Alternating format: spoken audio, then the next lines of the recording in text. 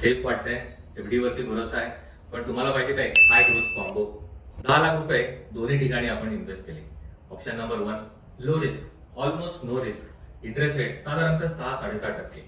आणि option 2 hybrid mutual funds, debt आणि इक्विटीचा स्मार्ट कॉम्बिनेशन, ॲव्हरेज रिटर्न साधारणतः 12%. आता मॅजिक बघूया.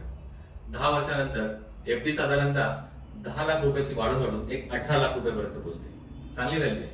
पण हायब्रिड म्युच्युअल फंड्स साधारणतः 10 वर्षामध्ये होतात 30 लाख रुपये.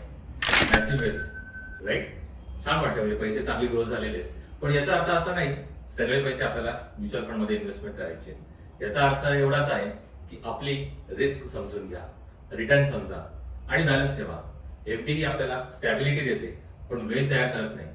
इक्विटी शॉर्ट टर्म मध्ये नक्कीच रिस्क आहे, पण लॉंग टर्म कंपाऊंडिंगमुळे वेल्थ क्रिएट करते. तुमची फायनान्शियल ग्रोथ जर्नी सुरू करण्यासाठी फंडस्मार्टला आपला ग्रोथ पार्टनर बनवा. चॅनलला फॉलो करा आणि आमच्या टीमला नक्की कॉन्टॅक्ट करा. Think smart and grow your wealth with Fundsmart, your growth partner.